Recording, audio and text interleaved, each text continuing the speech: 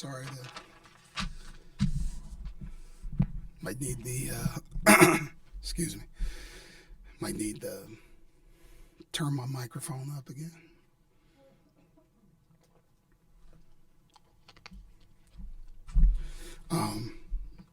Like, first of all, sorry to keep you waiting, but what that coach, Coach Painter's done for me in my career, I'm going to talk to him after the game. We're going to spend some time talking. We're going to talk about our teams, and I'm going to call him and try and get help from him too, right? Hopefully we won't have to play him again, but we can help each other now. I thought our guys really fought and competed. We knew how tough this game was going to be. They had lost, the game before, and we talked about what they were doing in practice and how hard those practices were going to be. But also, that doesn't have anything to do with us. We play hard because we're supposed to play hard every single time, whether we won 2 games in a row, lost 2 games in a row. Whether we're playing the number 3 team in the country or the number 353 team in the country, and our guys are doing that. And I'm proud of their effort. I hate losing. You guys know this. I hate losing. But when you prepare the right way, when you play and you leave everything out there on the court, you can feel okay with the results. And I feel okay with the results. Like I said, I hate losing. But we were a good version of ourselves, and we left everything on the court. And we'll get back to work tomorrow and get ready for Rutgers. Micah, it seemed like Seth couldn't really get going in the first half. How much of that was what you guys were doing offensively, and how much was he was spending a lot of energy guarding Jaden Ivey at times too? Yeah, he's guarded. Really this whole season, he's been on the best player on the other team almost every game, if they have a wing player that's like that. So I think he's okay. I don't think that really took anything from him. They did a good job of kind of in our split cuts taking away the initial handoffs or the quick hitting ball screen and things that we wanted to do. They just made that tough on us. And I think he was slow to get going in that way because they were denying him the ball on those cuts. So we needed to do a better job of cutting, tight curling to get him off of our bodies a little bit, or using the 5 and then screening. So we tried to do more of that. But I think late he got some open shots just, off Pickett drawing a lot of help. So, those are all things that we got to continue to correct. And, we need to be better out of timeouts. When we have opportunities to get him the ball and do stuff for him, we got to be locked into that, and we got to execute. And, that'll help him get more shots as well. What are the positive residuals of a game where maybe at the end of the day they're just a little bit better than you, and it's not so much that you shot yourself in the foot or didn't play well, you do a lot of the things that you want to do, and they just beat you? Is there a residual there that you can kind of work with moving forward? I don't know. The residual of that kind of ruins my night, I guess. Right?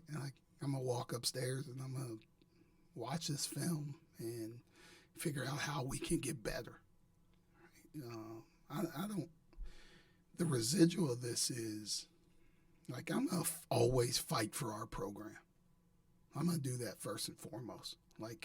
What I don't like, and I feel disrespect. I get disrespected over everything, though, so you got to take this with a grain of salt.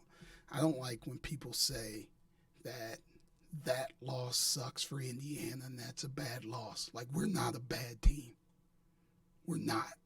If you look at the teams that have beaten us, Miami's 12-3. Should be ranked, close to being ranked, I don't know. We've lost to Michigan State, who's ranked probably top 10 in the country. We've lost to Ohio State. We've lost to LSU, who are all in the top 25. Right? There's 4. There's 4 losses. Now we've lost to Purdue, who's number 3 in the country. So, we're not a bad team. It's taken us a little time to get where we want to be. But, if people want to come in here and take us lightly, they can do that every day of the week that they want to. But I'm always going to fight for this group. They play as hard as possible. We just went toe-to-toe with the number 3 team in the country. On the glass, matched their intensity, shot the same from basically 3, the free throw line, from the field, everything else. So people that don't watch basketball think this is a bad loss when people come in here and get beat, right? Watch the game, understand the game, think about the game, and then make your decision about what's a bad loss and what isn't. Hey, Micah, are there challenges that come if you prepare a scouting report all week for a team that's going to have a giant center on the floor all the time, and then they don't because of foul trouble? At the end of the first half, obviously they played without Travion and Zach on the floor. Were there challenges to that too on the fly, kind of in a backhanded sort of way? Not too much. We didn't really prepare for Caleb to play the 5, but it kind of goes back to, they're not going to run as much stuff in the post for him, right? Like, it's going to be more ball screen actions for Jaden or more things for Sasha. But, we just go back to playing our regular defense and how we do it. It just kind of adjusts to who's doing what, who's doing where. You just know. Like, Caleb First's a good player, though, right? They could throw it to him and get a bucket. He's a McDonald's All-American. He's a really good player. But it didn't change like how we prepared or what we did or had to adjust. We just knew, like we always talk about, where's the fire, right? Like the fire is Travion and Zach in the post. The fire is Sasha running off those screens. Well, if Zach and Travion aren't in, the fire adjusts. The fire goes somewhere else, and then you have to, take care of that. Just the impact Mason Gillis had on the game. Yeah, huge shots. Just huge shots. We talked about his rebounding. With this team, you have to pick and choose, right? Like, you can't take everything away. There's a bunch of dudes that can shoot, and they have 2 monsters in the paint, and then guys rebounding on the glass. Like, what do you take away versus the number 1 offensive team in the country? You have to kind of cat and mouse Mason Gillis a little bit and try and, like, he's got to beat you. Right, like can't let Sasha beat you, can't let the bigs beat you.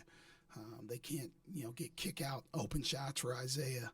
And Mason, like kudos to him, he made some huge shots, big shots for them down the stretch. And sometimes you got to take a gamble.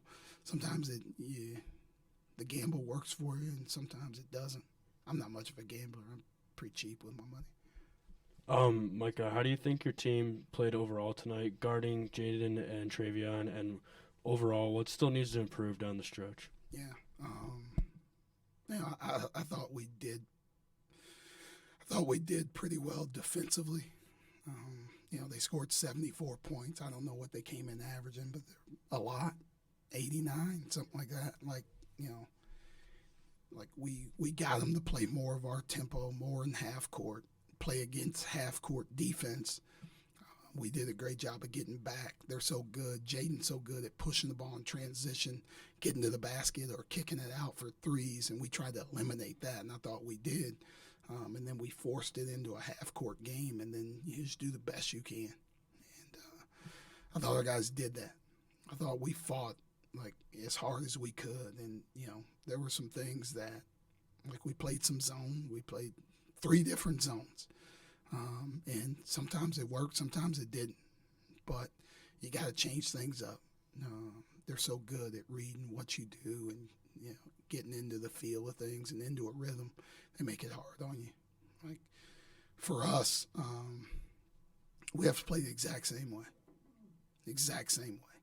With the way we compete, the effort we play with, the togetherness we play with. We have to play the exact same way, no matter if, like I said, if we're playing number 3 in the country or number 353, we have to do the exact same way. And that gives us a chance every night. It gave us a chance against Indiana. It gave us a chance against Northwestern.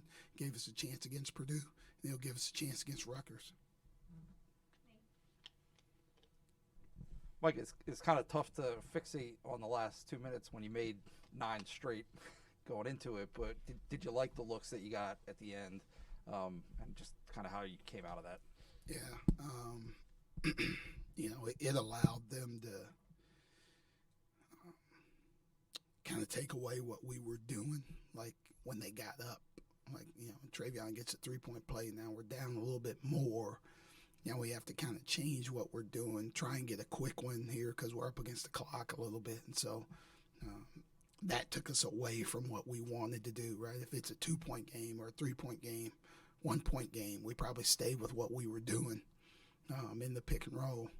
But we had to change it, try and get a quick bucket out of a timeout. They took it away, what we were looking for, and then we were scrambled a little bit there at the end. I didn't want to burn another timeout coming out of the side out just because, like, now you're down to 0 and you can't draw up anything late if you need it. So, we executed for a long time. Like, we executed better as the game went on. There's 2 games in a row. We've gotten better as the game goes on because we're starting to see different things, and our guys are doing a great job of reading what the defense is doing, and then, we go on a barrage of shot making. Micah, what has Greg Lee's presence unlocked for you guys, whether it's on the glass or offensively, and what impact did he have tonight? Yeah, Greg. Like, we obviously miss Greg, right, at the start of the season. Not having him until right before Christmas.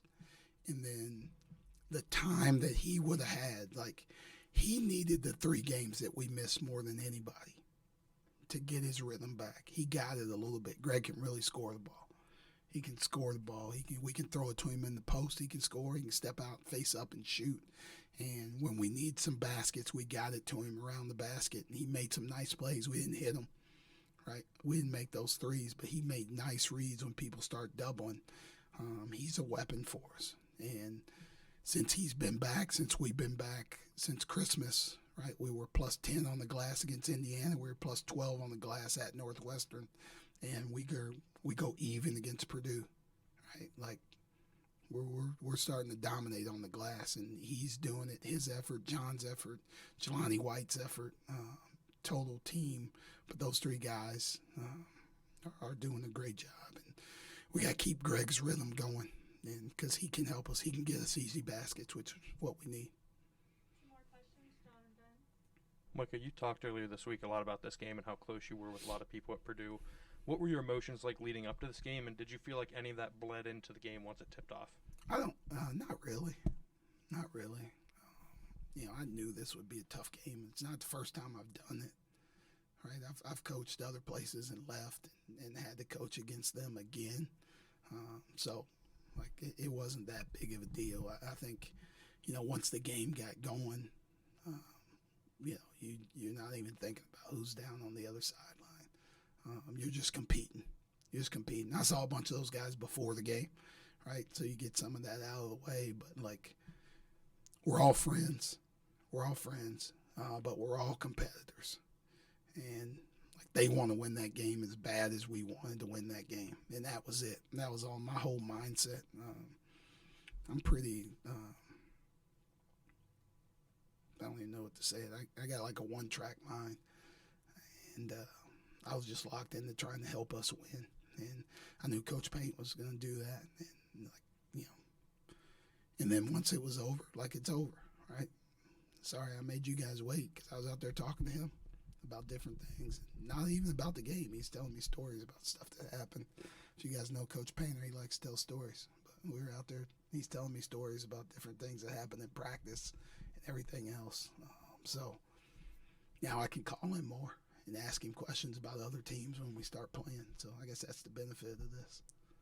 You talked about watching film of this game. When you sort of self-evaluate yourself after a game, which I guess is what self-evaluation means, what are sort of the check boxes that you want to check off of this was a well-coached game, I'm satisfied, if you're ever satisfied with how you handled things for the most part? Yeah.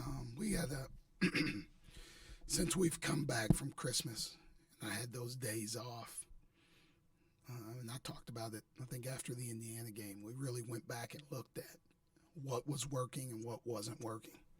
Here's the areas we need to improve on. Here's what we're doing.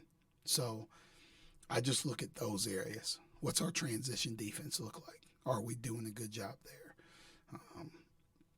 What's our three-point defense look like? Are we doing a good job there? Like, go the other side of the ball. Our turnovers, I'll look at those, how they're happening. I'll look at our offensive rebounding, and if we're doing well there. So I go back and check those areas, and then, after that, then I'll probably figure out how can I put, like, where are the areas I can help us, maybe get easier shots, or what can we do to do something better. I mean, I think it may not look like it, but we changed some stuff up. It probably all looks the same to you, but based on how they were going to guard us, based on their personnel, there were like 2 or 3 different things that we were going to try and stay in offensively and just run those to get the best action. So, did those work? Did those not work? Is that something like you may not see it again the rest of the season, right? It may not. There may not be another team where it would work against. So it could be something completely different against Rutgers. So that's what I look at, like, the opportunities of, can we get easier shots? Can I help us defensively? Should we have stayed man or zone? I'll take a look at that stuff. But we gave an effort. We gave our best effort, and that's all I care about. Thank you, guys. Yeah. How you doing?